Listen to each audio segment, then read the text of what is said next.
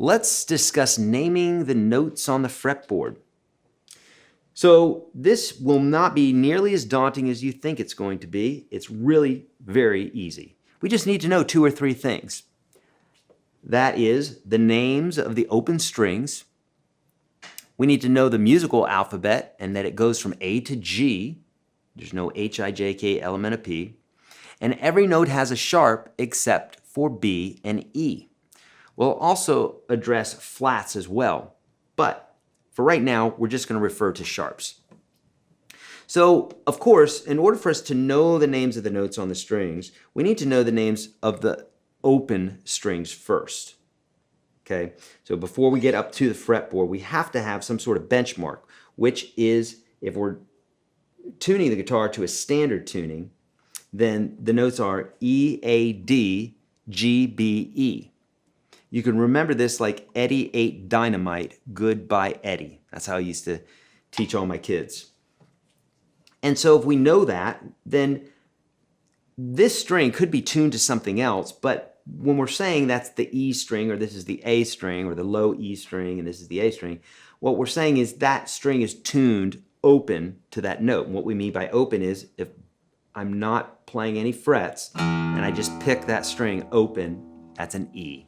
And then the 5th string would be an A.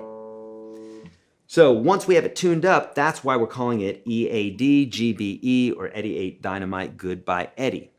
By the way, there's a PDF for this attached, so make sure that you refer to that. Now, the other thing that we need to know is the musical alphabet. We know that it goes from A to G. There's no H note or H chord. And so, because of that, the cycle starts over again after G. So A through G, and then A, and it keeps going. We're going to learn more about that later on when we're talking about octaves. Now, when we talked about sharps and flats, right? Sharp is when we raise something, and flats when we lower something. Well, in this case here, we're going to use it as an adjective for a specific note that we're actually playing already, and then we're finding what the sharp version of that is. So, for instance, let's go to the A string. You know it as the 5th string because Eddie ate dynamite, goodbye Eddie. So we take the first letter of each one of those words, and in this case here, the 5th string is 8. So A is our string name. Now, if we're going up, remember this is up in pitch, then if every note has a sharp except for B and E, then A has a sharp.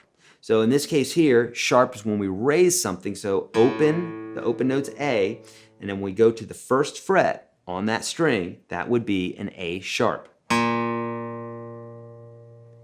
remember, we're moving through the alphabet starting from A, so as we go up in pitch, it goes A, B, C, D, E, F, G. So after A sharp, we have our next letter, which is B.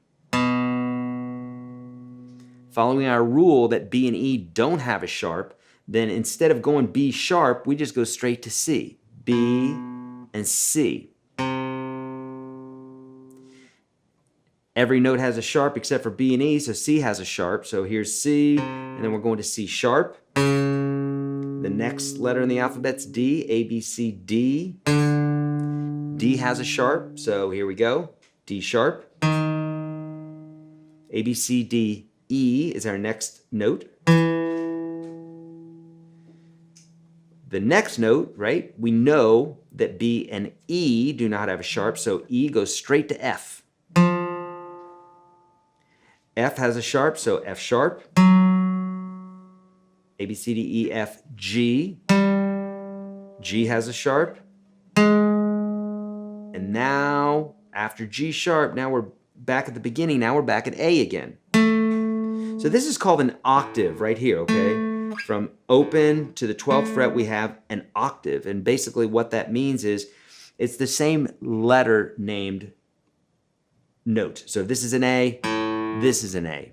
And in fact, if you want to know a little bit about the science behind it, the frequency of this note is half of this note. Or we could say that this note is double the frequency or vibration speed of this lower note. Okay? And they both have the same name. This is true for the 0th fret or the open string and the 12th fret for all strings. No matter what you have the guitar tuned to, it's the same thing every single time, okay? Now, we could do this for all the strings. So for instance, if we were on the E string, we would say E, right? That's an E. And we know that E doesn't have a sharp, so it would go from E to F. We know F has a sharp, so F sharp. A, B, C, D, E, F, G. G has a sharp, so we have G sharp. And what happens after we finish that cycle? Starts over again. So now we have an A. This A right here is the same pitch as the open A. And as you're going to see later on, we're going to actually use that to tune our guitar.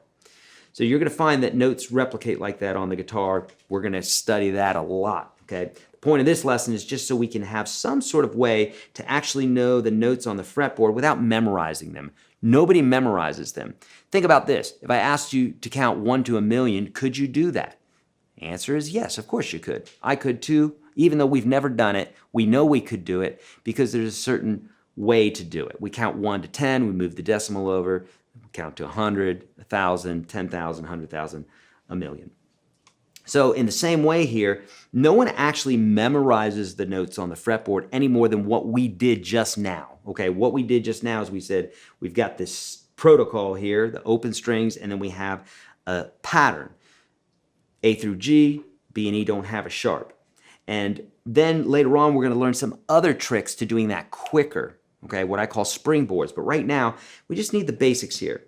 So there's also, I want to address flats for you really quickly because you probably have a question about that. And you could think about flats as just another name for a specific note. So for instance, if A, this is A, and we said A, every note has a sharp except for B and E, so A has a sharp, then this is an A sharp. Well, it's also a B flat. So they have the same exact name. Now, if this confuses you, don't let it. It's literally if someone called you by your first name or last name. You'd answer by both, right? Both are correct. But in this case here, this could be an A sharp or a B flat. We'll come up to the C. We could have a C sharp or a D flat. So whatever that note is in between our natural notes, by the way, when they're called just the letter name, that's called a natural. And the sharp or flatted notes are called accidentals. And so in this case here, it could be a C sharp or a D flat. Now, I know that concept, that you probably got that concept, and I don't expect you to just get this right away. This is more like, oh, okay, that makes sense. Now I got to go practice it. And that's indeed what I want you to do now, okay? You have in the PDF a blank fretboard that you could practice this with. Be a great thing for you to do that. Also, what I want you to do is do this in real time without the paper, and I want you to just pick the E string and first know the names of the open strings. Then I want you to work up one of the strings and just do just as we did here. Remember the alphabet, know which notes are sharps, which ones are flats, or just go on sharps. If you want to use flats, you could do that. And then I want you to work up one string all the way to the 12th fret.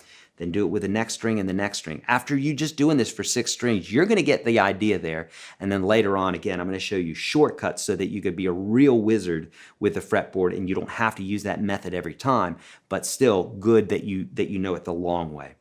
All right, you know what your homework is. Go do it. Let's keep going.